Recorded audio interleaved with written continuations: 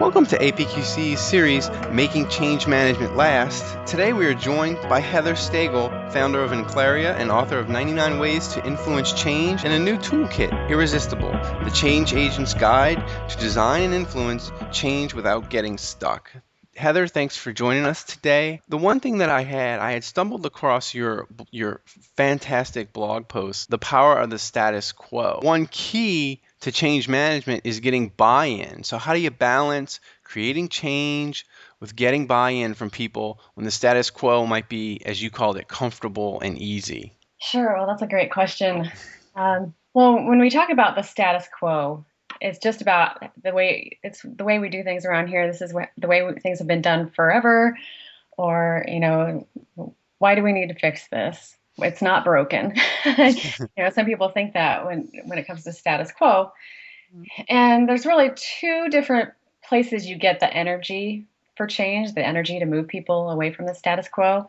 And one is from the status quo itself, just identifying what is it about the way we do things now that isn't working, or what would happen if we just kept doing things the way we do things now?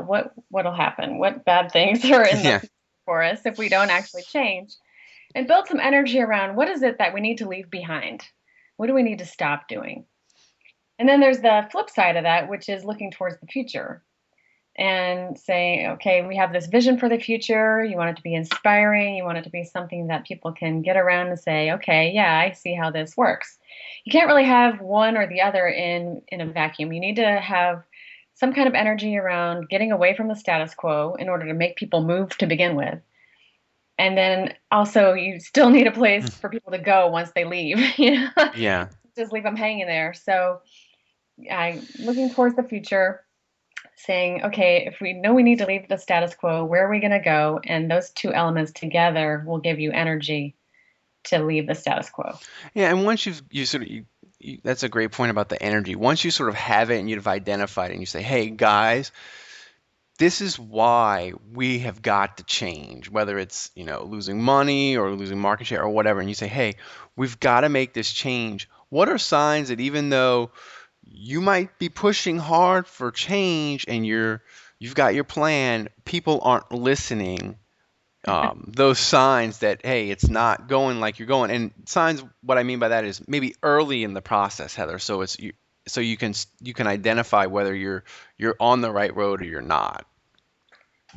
Sure. Well, yeah, that can happen where you build a lot of that energy, you have this major push at the beginning, and people either say, yeah, okay, or whatever. And so that would be one sign, is that people are kind of shrugging and saying, yeah, we've heard this before. Hmm. Uh, how is this different from the last time you said that? Questions like that. Yeah. But also some other signs are that people just aren't doing what they're expected to do. Everybody gets in a room, say the management team or whoever gets in a room and says, okay, these are the things we're going to do by this date.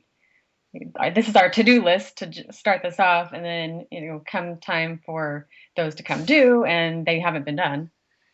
So Or, yeah, go ahead. no, I was going to say, and you talk about management not getting things done. What happens to organizations when management gets in the room and things don't get done? What's the main reason for that? Is it infighting? Is it they're not invested in the change? Because it seems like management, it would be that they would feel the most pressure to get things done, yet as you know, change is hard and it doesn't happen.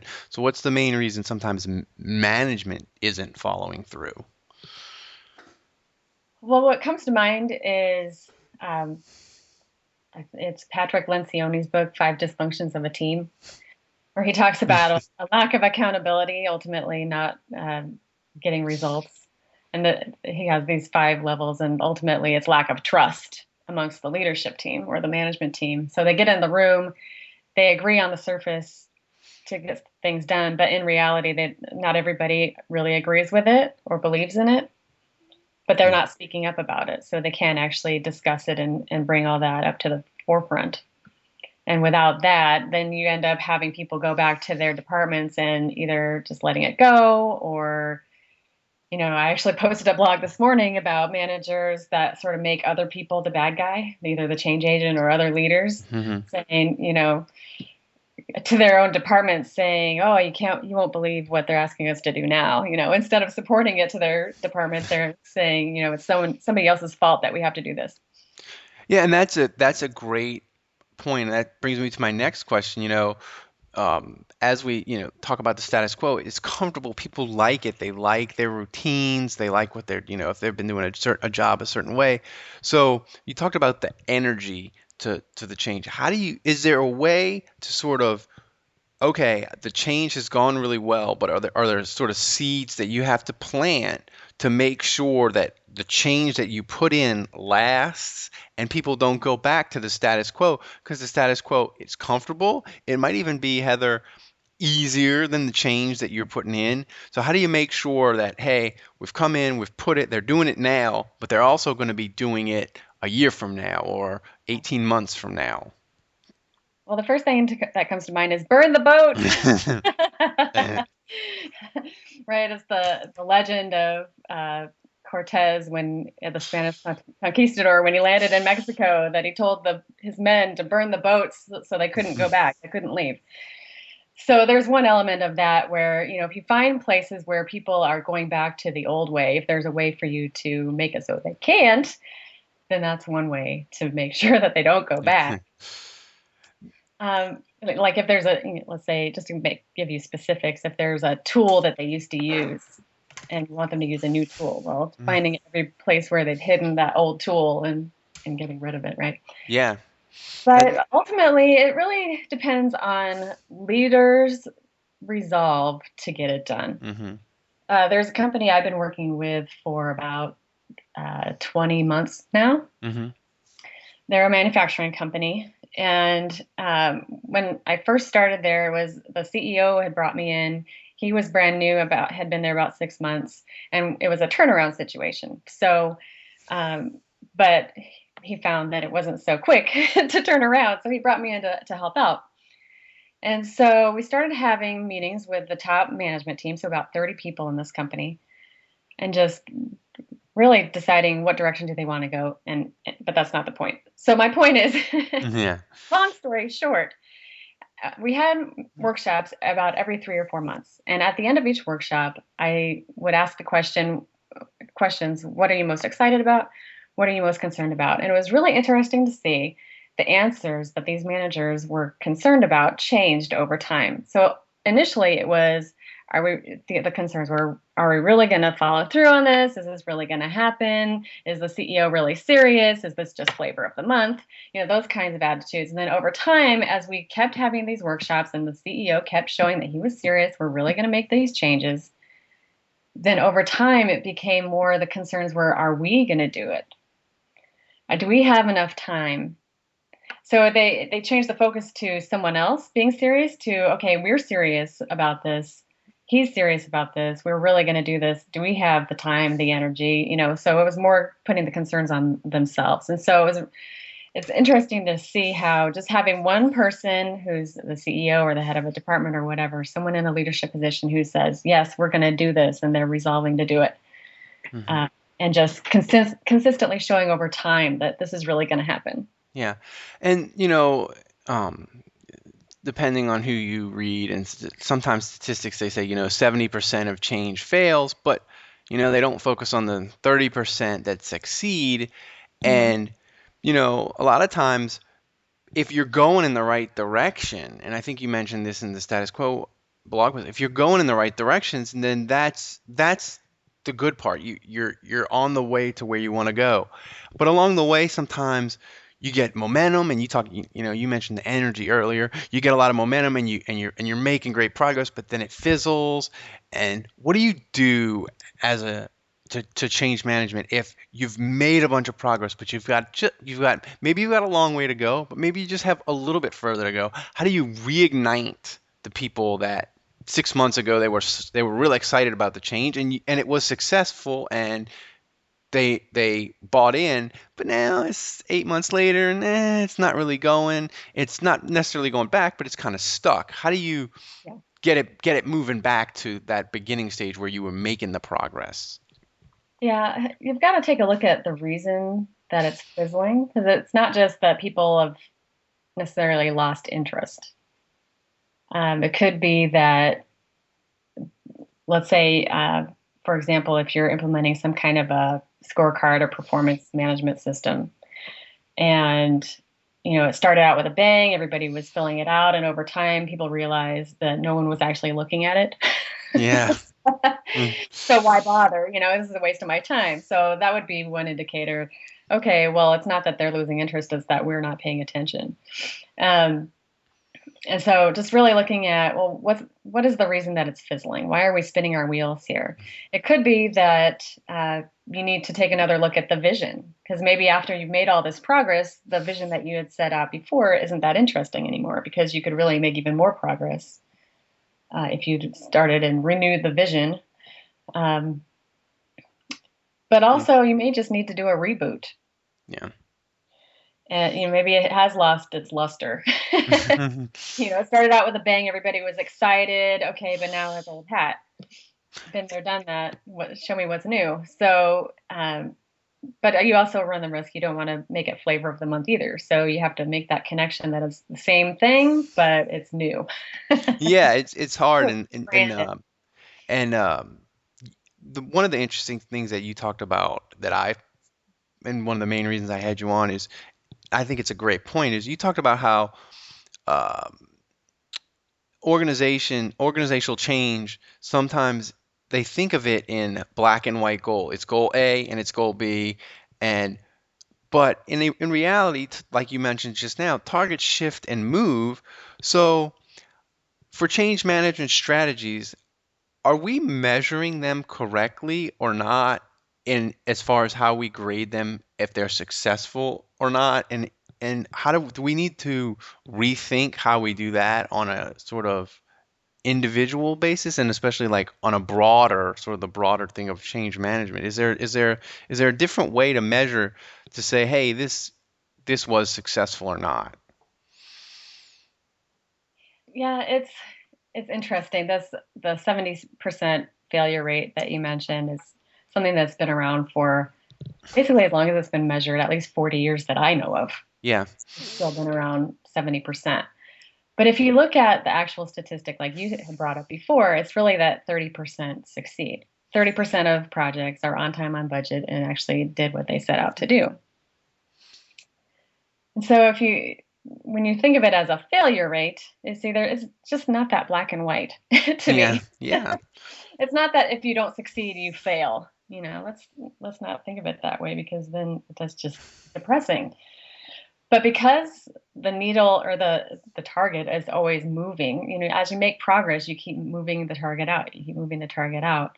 As long as you're making progress in that direction and you're staying ahead of your competitors or whatever your ultimate goal is, then you're making progress and it's working. And Yeah. so, yeah, I think that when we look at it as black and white, failure or success, I think that limits us, and it makes it easy for us to say, "Oh no, the sky is falling." Yeah. Change is hard. Yeah.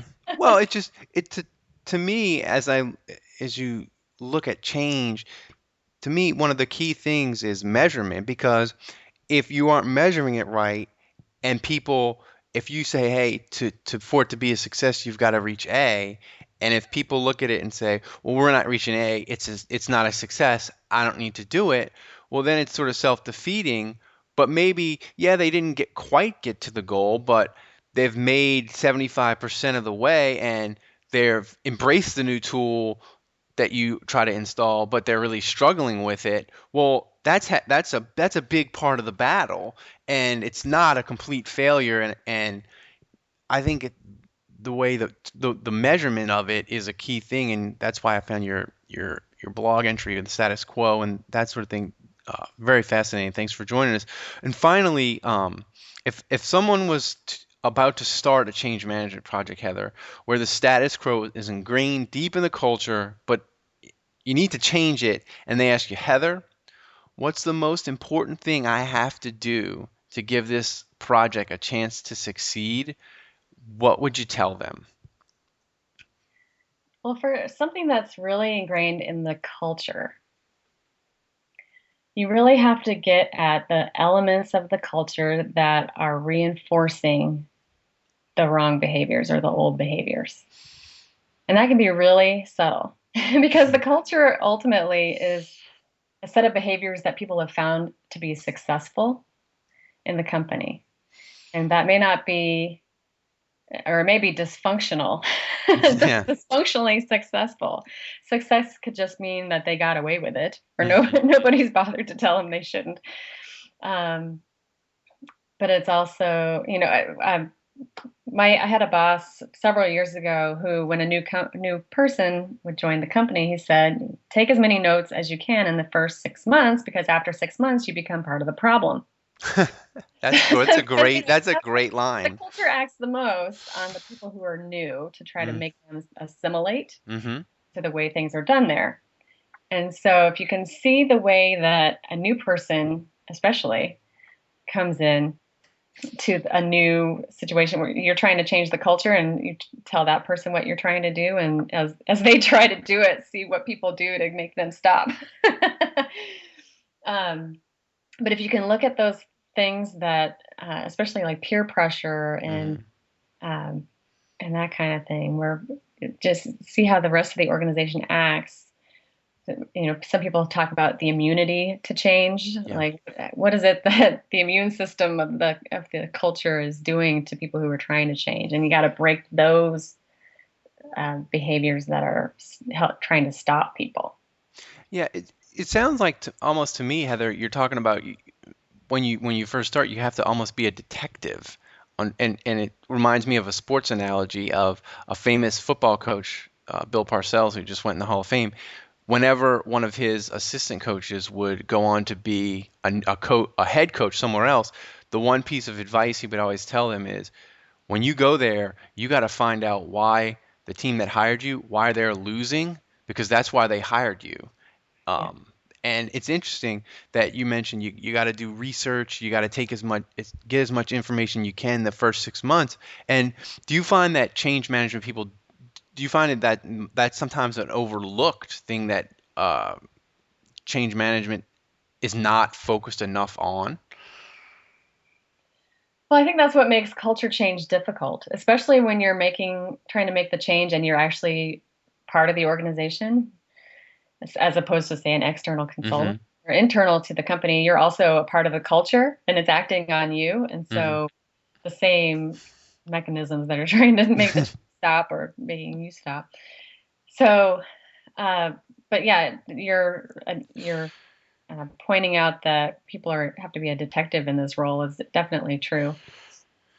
And Okay. so you gotta watch what the behaviors are that people are doing to make people stop doing what you want them to do. And then Exactly. bring it to light, really just, and then being brave enough to say something about it. Say, Yeah. hey, when you joke about that, it could be that subtle. When you joke Hmm. about that, the message you're sending is that we shouldn't be doing this. Heather, thanks for joining us. It's always an interesting conversation to talk about change management and to dive into it and to understand it. I think there's a lot of different levels to it. Great. Well, thank you for inviting me. I appreciate the conversation.